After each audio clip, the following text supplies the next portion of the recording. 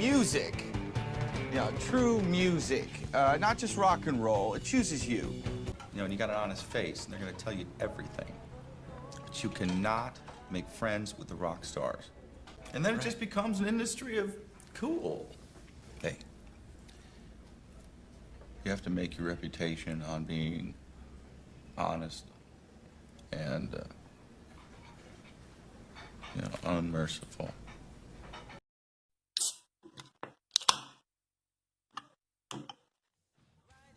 Dirigido por Cameron Crowe, lançado em 2000, vencedor do Oscar de melhor roteiro original. Quase Famosos é um dos queridinhos dentre os filmes que abordam o rock. É um filme muito divertido, é um filme que faz um mix de realidade e ficção. Eu vou falar aqui algumas passagens e contar brevemente um resumo do filme. Mas hoje, esse vídeo aqui, eu quero explorar como que um personagem secundário real desse filme, o jornalista, o crítico musical Lester Bangs, acabou influenciando, pelo menos dentro dessa história, toda uma geração de jornalistas. E para embasar aqui essa minha construção de pensamento, eu recorrerei a um corte da nossa live com Sérgio Martins, o maior crítico musical deste país. Antes de mais nada, antes de começar mesmo esse vídeo, eu já deixo aqui um pedido para que todos possam deixar o like, se inscrever no canal e compartilhar esse conteúdo para que mais gente tenha acesso ao conteúdo deste canal, mais ou menos nota 5, nota 6. Eu fico feliz com 6 porque dá para passar direto, pelo menos em alguns colégios. Bem, primeiramente, é legal a gente pontuar que esse filme é meio biográfico, meio ficção. Ele é meio biográfico, ou seja, ele parte de uma premissa real, porque de fato, o Cameron Crowe, na década de 70, se eu não estou enganado, ele era de fato jornalista da Rolling Stone Magazine, a principal revista não só de rock, mas de cultura pop nos Estados Unidos. E o Cameron Crowe, ele acompanhou, ele fez uma reportagem acompanhando uma turnê inteira do Led Zeppelin. Ou seja, algumas coisinhas, algumas citações ali do filme eram reais, como por exemplo, a hora em que o Russell, o guitarrista principal da banda, o Stillwater, ele vai pro telhado e fala que é um deus dourado, I'm a golden god.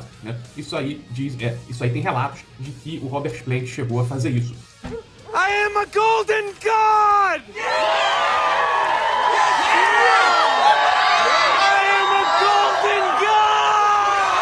Mas o objetivo aqui não é esse. O objetivo aqui também não é dizer, apesar do público em geral ter muito afeto, muito carinho com esse filme, e esse filme acabou dando prejuízo, porque o orçamento foi de 60 milhões e ele arrecadou apenas 47 milhões. Meu dinheiro!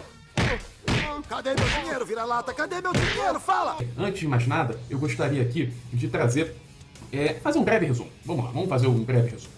Bem, fazendo aqui um resumão, esse filme vai falar de um menino começa com 11 ou 12 anos, 11 anos, em que ele vive numa família complicada. Uma mãe, professora universitária, ou seja, cabeçuda, com muito conhecimento, viúva, tem 2 filhos. Esse menino de 11 anos e uma irmã mais velha que, digamos, não recebe a mesma atenção e carinho do filho mais novo. Ela é uma garota perdida pelo rock, Ela sai com homens, e quando completa 18 anos, ela larga tudo vai viver com um namorado e vira aeromoça, comissária de bordo.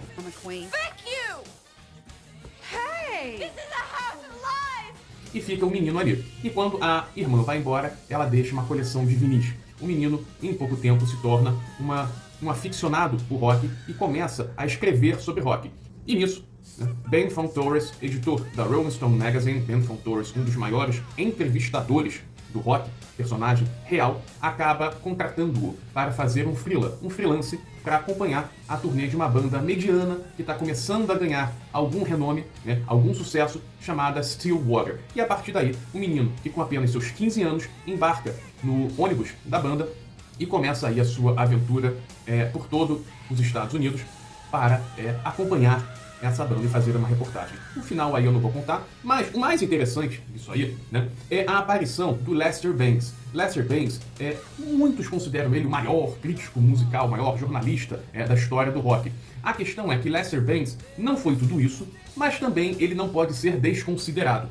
Eu cheguei a ler um livro dele de coletâneas que tem a tradução em português, se não me engano é Reações Psicóticas, alguma coisinha assim, o livro é este aqui, e também cheguei a ler referências ao Lester Bangs naquele livro clássico da história do punk nos Estados Unidos, que era o Kill Me Please, Mate-me, por favor, que são 2 volumes, e ali mostra um Lester Bangs já bem diferente, né, da imagem do Quase Famosos, um Lester Bangs que já tá, digamos, já tá meio cansado, né? Mostra que é um Lester Bangs que não tem essa coisa de bater, partir pra cima, não é bem assim, né? Então, isso aí, a gente faz uma ponte com o jornalismo, né? Porque, assim, apesar do Lester Bangs histórico, real, não ser tudo aquilo que é mostrado no filme, mas aquele Lester Bangs, né, do filme, ele dá uma diretriz, um código que todo jornalista deve seguir. Você não tem que ser amigo de músico, você tá lá para ser forte, duro, crítico, você tá ali para ser impiedoso.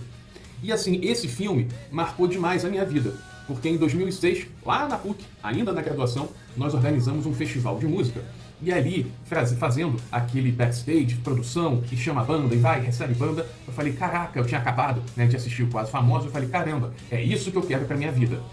Vemos que não deu tão certo, porque de jornalista frustrado, eu me tornei professor do ensino básico. Mas não se preocupe que eu não vou falar das frustrações da minha carreira profissional aqui nesse divã chamado YouTube. Mas é muito interessante como que o jornalismo, ou melhor, o bom jornalismo, deveria se pautar por um diálogo, né? Por 1 ou 2 diálogos, na verdade, que o Lester Bangs tem com o menino durante esse filme. E sobre isso aqui, agora eu vou agregar um corte da live com o Sérgio Martins, da qual ele vai direto ao ponto, bem no alvo, sobre essa questão, né? Começando no Lester Bangs, mas sobretudo sobre o papel do jornalismo, o papel do jornalista nesse mundo cada vez mais de influenciadores, né? E de clickbait. You gotta build your reputation being honest and unmerciful. Cara, o Quase Famosos, a primeira vez que eu fui para Nova York na vida foi em 2000. E o Quase Famosos tinha acabado de estrear. Eu fiquei tão impressionado que eu assisti 3 vezes. Em cinemas diferentes, até mesmo para ver a reação da plateia. O que é curioso nesse filme é que construiu-se um Lester Bangs que nunca existiu.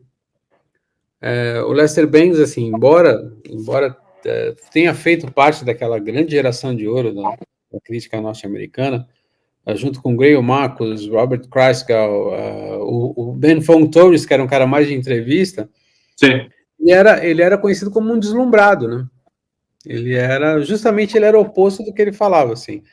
Quando ele falava, os caras vão te levar para festa, vão falar que te adoram só para você falar que eles são cool, né? E o Lester Bangs era exatamente isso. Era muito interessante. Assim. Depois eu entrevistei o Greil Marcus quando ele lançou aquele livro sobre o Like a Rolling Stone, né? E ele falava, cara, o Lester Bangs ele era um deslumbrado e tal.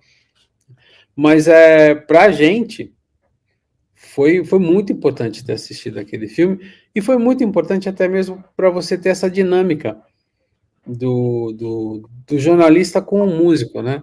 Porque a gente sempre tem essa ilusão de que o músico é seu amigo. Na verdade, ele não é seu amigo. Na verdade, ele é um cara que, assim, que ele vê e fala, pô, eu tenho que tratar bem esse cara, principalmente se ele for de um grande veículo, porque assim eu tenho uma materinha garantida. É lógico que existem amizades verdadeiras que nascem desse relacionamento. Mas boa parte delas são baseadas em interesse. E isso fica muito, muito, muito claro no Quase Famosos, né? Porque você vê essa situação dele ele era um fã que estava entrevistando uma banda, né, cujo guitarrista ele adorava, e ficou nesse dilema, se falava bem ou não. E no final ele é traído por essas pessoas porque ele decide contar a verdade de tudo que ele assistiu. Pra gente, isso é impressionante. Todos nós que trabalhamos com jornalismo de maneira séria já passamos por isso. Você faz uma matéria e o sujeito fala, mas você não falou que eu sou bonito, ou você falou que eu tô perdendo cabelo, eu não gostei disso. Aí você fala, meu amigo, eu tô fazendo um perfil seu. Em um perfil, você tem coisas boas e você tem coisas não tão boas. Mas a maioria não entende isso.